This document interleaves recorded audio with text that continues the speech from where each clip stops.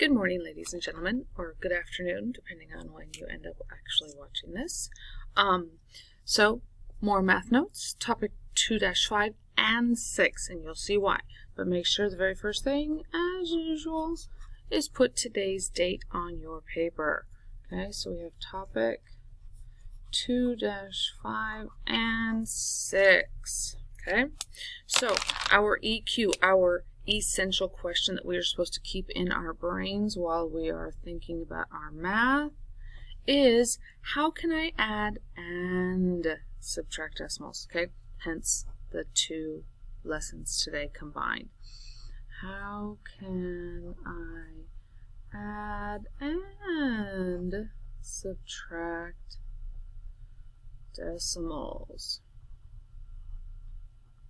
Okay, so we got to look at those key words in that essential question to keep us focused, and we've got to remember to pay attention to our operations, right? Which are adding and subtracting here, right? So you have to be looking for it and paying attention to it, whether it's a word problem and you figure out the clue words for adding or subtracting, or you actually just see the operation. Some people don't pay attention to that, get going too fast, and make silly mistakes. So we're going to have our word problem. You're going to pause, and you are going to copy it into your notes. Okay, so pause, and we'll come back. Let's analyze our word problem. We're going to read it, and then read it again and pull out the important bits, okay? Mr. Davidson has 2 sacks of potatoes. The first sack weighs 11 39 pounds. The second sack weighs 14 27 pounds. How many pounds of potatoes does Mr. Davidson have in all? Use any method you decide.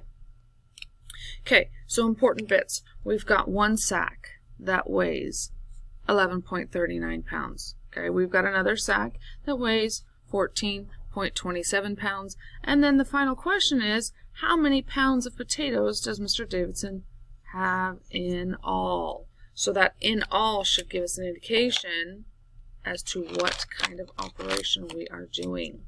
So now that we've gone through it, we're going to build that brace map, and we're going to pull over the important bits, okay? So our final question that we're going to make sure we keep in our head to make sure that's what we put as our final answer is, how many pounds does he have in all? Do we care that it's potatoes? No. Okay, we just need to understand that we are figuring out the in all of the thing that this guy has. Okay, so let's see.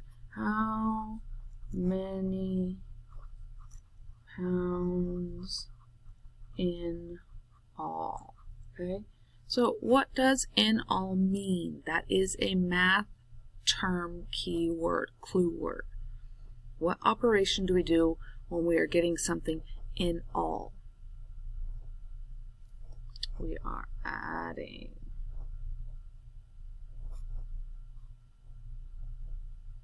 Okay, so we have to keep that in mind, that our final operation, if this happens to be a multi-step, is actually adding. So now we're going to pull over. The first bag of potatoes was 11.39. and that second bag of potatoes was 14.27 pounds. So now we know we have our in all. So let's do that sentence frame right now. In all. Okay. Now you could also write pounds of potatoes in all. That's fine. Okay. Oops. There. Now you can see it.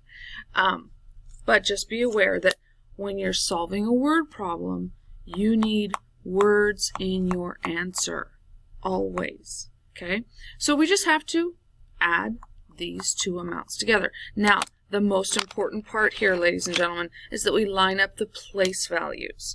Now, the easy way right now is just line up the decimals. We could write, there's the decimal for the first number, and there's the decimal for the second number, and you can see that I did line them up.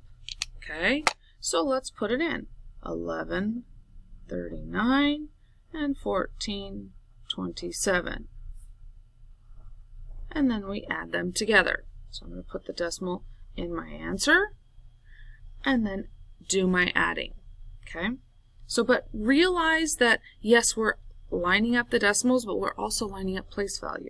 Take a look. Here's the ones column. Here's the tens column, the tenths column, the hundredths column, okay? But because we have decimals in both of these, it's easy to just line up the decimals, right? Remember that video? Line them up.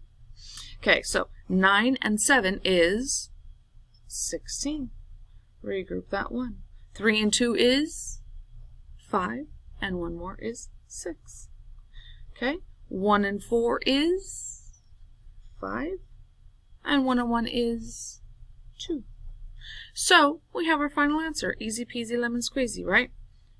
25.66 in all, or 25 and 66 hundredths pounds in all. Now you have to remember, this means 25 pounds of potatoes and then 0.66 pound of a pound, part of a pound, okay? 66 hundredths of a pound. So that means it's getting close to 26 pounds, okay? So remember, this decimal tells us that the pounds, the whole pounds stop there. Whatever is after is just part of a pound, okay? All right, so that is the adding of decimals. So now we're going to continue on and go to subtracting decimals, okay? So once again, I have my word problem. Oops, it's crooked. Technical difficulties here. Okay, so now we have our subtraction word problem, okay? Now, right now, I'm telling you what goes with what, but when we have the test, you'll have to figure that out, okay? So we're going to read this word problem, and we are going to analyze. Mrs. Garcia has a length of wire that's 32 and 7/10 meters long. She has another length of wire that is 15 and 33 hundredths meters long. How much longer is the one wire than the other? Use any method to decide. So Mrs. Garcia has a length of wire that is 32.7 meters long. Do we care that it's wire? No, it could be a ribbon. Doesn't matter, okay? She has another length of wire that's 15.33 meters long. How much longer is the one wire than the other? How much longer? There's your clue right there that it is, in fact, subtraction. Okay, so we are going to build that brace map. We're going to pull over the important bits. Okay, so always first is the question, so that it's always first in your mind and you don't answer the wrong thing. Okay, so we have how much longer than the other. How much longer than the other? Okay, so that tells us how much longer, tells us subtracting. Our final answer, the operation we're going to be doing to get that, is subtract. So now we pull over the 32.7 meters, and then we have 15.33 meters. Okay, so now we just like the song, line them up. Okay, so we're going to line them up, and we are going to subtract. 32.7. But wait a second. Our second number has 2 digits after the decimal. Please still line up the decimal. So that means if I put that decimal first, I know that I've got the 15 that goes on the left side of the decimal, and I have 33 that goes on the right side of the decimal. And now I can subtract. But once again, you might be like, hey, but Mrs. Adams, there is not a digit over that last 3. Well, you know what? There is. It's hidden. It's hanging out, and it's not visible. You can't see it until we need it. Well, guess what? We need it. It's there.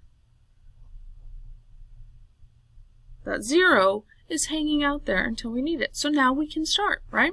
0 minus 3 is, well, You have a basket full of 0 apples, and can you take 3 away from it? No. So we have to, hello, Mr. 7, can I have some? And Mr. 7 says, of course I will be kind and benevolent, and I will lend you 1. So Mr. 7 gives away 1 to that 0, and now it becomes 10. So 10 minus 3 is 7. 6 minus 3 is 3. Gotta bring this puppy down. Okay?